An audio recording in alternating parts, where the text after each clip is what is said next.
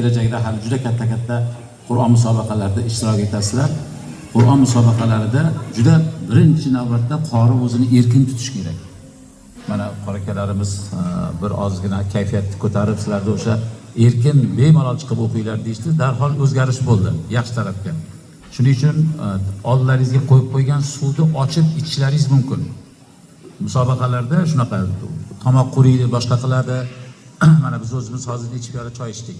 Shuning uchun men o'sha bolalar hayajonlanib turgan bo'lsa, chiqqanda bemalol suvlaringiz yo o'zlaringiz bilan birga olib kelgan mana shunaqangi bir chanqoq bosti biror nimalaringiz bo'lsa, olib chiqib qo'yib, dam olish paytida bitta savolga javob berib, ikkinchisini boshlashdan oldin ham bemalol suv ichib olinglar. Agar xohlasalaringiz, choy so'rash imkoniyatlaringiz bor.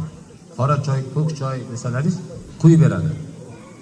O'shani sizlar bemalol olib, ichib, nafasni rostlab, bor talantlaringizni, imkoniyatlaringizni ko'rsatishga harakat qilinglar. Chunki mana bu yerda hozirgi baholanayotgan tajvid, o'sha tarannum, shu bilan birga o'sha sizni o'zingizni tutishingiz hamma narsa baholanadi. Shunga e'tibor beringlar. Shayx bu Samarqandni suratini chiroyli qilib qo'yishganlar ekan. Bu narsa esimga tushib ketdi. Qur'oni Karimda bilasizlar, mufassirlarimiz 3 qismga bo'ladi. Birinchi 10 porasi tavhid, yakka xudolikka chaqiradi deydi.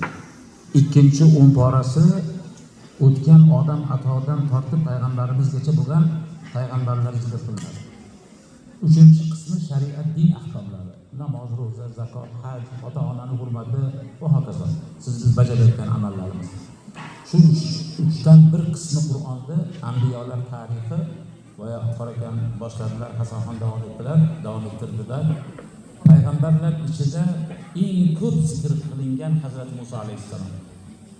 200 dan oshiq. Hattoki Tavrotda shunchalik o'zlari nomlari zikr qilinmagan deydi. Nima uchun desa, bu ibrat uchun. Bani Isroil qavmini boshidan juda ko'p imtihonlar o'tgan. O'tgani bor, o'tmagani bor. Ana shulardan islom ummati ibrat olish uchun shu narsa zikr qilingan deyiladi. Samarqandda bilasizlar, Imom Buxoriy hozir butun dunyoni nazari Imom Buxoriyda, chunki hozir UNESCOning majlisi O'zbekistonda Samarqandda o'tkazilyapti. Ham bu yerda juda ko'p samarqandliklar bor. Og'ir yillar sobiq ittifoq davrida Imom Buxoriy ochiladi. O'sha yerga imomlar borib xizmatini, faoliyatini boshlaganda yurtimizdan ziyoratga borishar ekan. Bu endi ustozlarimizning qoraka hazil gaplari. Kayfiyat ko'tarish uchun. Hozir bu yerda boshlovchi Ibrohimjon aka to'g'ri kelib qoldi-da bu narsa ham. Namangandan 3 kishi borib Imom Buxoriyni ziyorat qilib, o'sha yerda yotib qolib, ertalab bomdodga chiqib bomdod o'qishadi. Bomdod o'qiganda Imom domla A'lo surasini o'qiydi. A'lo. Oxirida Suhufi Ibrohim va Musa deb rukuga ketadi. Bu 3 kishini bittalarini otlari Musa, bittalarini oti Suhufi Ibrohim Musa ekan. Uchinchilarning nomlari Anasxon ekan. Endi o'ylab ko'ringlar. Endi uni Qur'on ma'no mazmunini bilmaydi. Namozda o'qisa imom jahriy namozda Ibrohimxon bilan Musoxonni zikr qildi. Anasxon. Keyin namozdan keyin so'rabdi. Nima bo'ldi bu sizlarda? Ikkovlaringiz nomlaringiz zikr bo'ldi, meniki bo'lmadi desa, ikkov hazillashib aytdiki, biz bir kun oldin domlani ziyorat qilganmiz.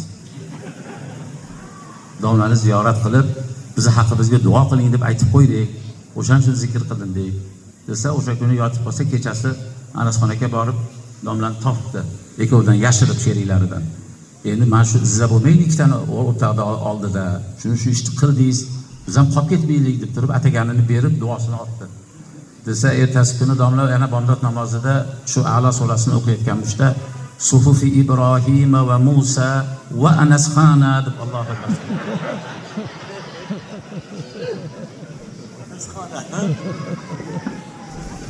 Bu ana shu davrdagi ulug' ustozlarimizni bu hazil gaplar edi. Shu kayfiyatni ko'tarish uchun. O'shaning uchun qorilarimizni men solishtirib mana qorakalarga aytyapman. Musobaqalarda ko'p nima qilganmiz, xizmat qilganmiz. Shu hakamlik vazifasida mana o'sha yurtboshimiz tarafidan o'tkazilgan Qur'on musobaqasida deyarli 5-6 oy ishlaganmiz qoraka. Tunu kun men shu narsani bilaman, bizni bolalarimizda juda uyalish hayajon kuchli ekan. Hozir bu yerdagi bolalar o'zlarini yaxshi tutishyapti. Yana ham erkin bo'linglar. Yana ham erkin bo'linglar. Juda bemalol bo'linglar. Bu yerda bitta narsani men o'sha tashkiliy mana hay'at rahbarlariga, shu a'zolariga aytdimki, Shimoliy Amerika qorilar musobaqasidagi final bosqichida ishtirok etgan qorilarning hammasi g'olib deganmiz. Hammasi g'olib. Faqat bitta endi hozir o'rin tanlab, o'rinni masalan 1, 2, 3larini ajratib beramiz. Lekin inshaalloh umidimiz mana shu hozirgi o'qish, avvalda o'qigan 3 ta 4 ta qorimiz bu juda kuchli qorilar bo'ladi inshaalloh. Chunki hozirdan ma'lum bo'ladi, Qur'on o'qishi har taraflama mukammal. Xudo xohlasa mana shu boyagi Akbarjonni agar onalari bo'lsa, shu onaga alohida bizning tashakkurimiz bor. Hamma bitta otalar dunyoga kelishlikka farzandi sababchi. Lekin ta'lim, tarbiya berishda onaning roli juda ham katta. Juda ko'p aksar bizni mana shu dinimizda yetuk zabardast olimlarimiz otani xizmati, onani tarbiyasi bilan. Onani bolaga o'sha bergan ehtimomi. Qator agar bu narsaga agar nima qiladigan bo'lsak, bu suhbatda faqat shu haqda zikr qilishligimiz kerak bo'ladi. Chunki o'sha mazhab boshliqlaridan tortib, mana Imom Ahmad ibn Hanbalda onalari yosh bolani yetimlik paytida ta'lim, tarbiya berib, har kuni bomdod namozida masjidga olib chiqib qavmga, jamoatga qo'shib qo'ygan. To'yinki o'sha namozini o'qisin jamoat bilan va o'sha Qur'ondan dars olguncha sovuqda tashqarida turganlar. Ona yana bolani olib yetalab uyga ketgan. Mana shu tarzda Qur'onni yodlatib, 14-15 ga kirganda endi boring bolam hadis ilmi bilan shug'ullaning deb turib, duo berib onalari yuborib yuborgan. Men yana bu yerda alohida ko'p zikr qilyapman ustozimiz Shayx Muhammad Sodiq Muhammad Yusuf hazratlarini. Bilasizlar 200 ga yaqin kitob yozgan bo'lsalar, ana shu kitoblarining ichida shoh asar Tafsiri Hilol hisoblanadi. Ana shu Tafsiri Hilolda o'qib oxiriga borsalaringiz, kim agar mana shu kitobdan o'qib foydalangan bo'lsa, voliday muhtaramam Sobiraxon ayani haqlariga duo qilsin deb yozib qo'yganlar. Biz hazratni juda yoshligimizdan o'sha oddiy o'qituvchilik paytidan bilaman. Muftiy bo'lib, o'sha yurtga, butun dunyoga tanilib, shundoq katta olim, zabardast, doim onalarni eslab yurardilar. Va juda ko'p onalarini xizmat qilganliklarini gapirardilar. Otalari bilasizlar, tengi yo'q zot. Muhammad Yusuf buva. Lekin onani xizmatini hazrat juda alohida e'tibor berardilar. Hattoki o'sha yoshliklarida bir sabab bilan salgina shu dadalari achchig'i kelib qolib, bo'ldi endi hunar o'rgansin deganlarida hazrat aytardilarki, bir necha kun onam menga dadingiz ko'ziga ko'rinmay turing.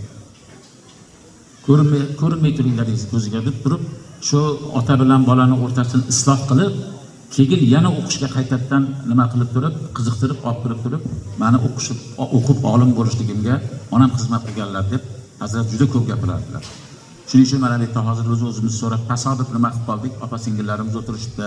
Hammamizning qizimiz bor, ahliyamiz bor, yaqinlarimiz bor. Onalarga e'tibor beraylik. Onalar vaqt ajratib ko'proq bola bilan uyda bo'lganda ta'lim tarbiyasiga va o'sha ilm olishligiga e'tibor bersin. Ana shunda juda ham chiroyli bo'ladi natija. Bugun mana shu narsaga yana biz guvoh bo'lib turibmiz. Alloh taolo hamma qori bolalarimizni zehnini o'tkir qilsin. Tillarini Qur'oni Karimga burroq qilsin. Inshaalloh chiroyli mana shunday davomli bo'lsin musobaqalarimiz. Assalomu alaykum va rahmatullohi va barakatuh.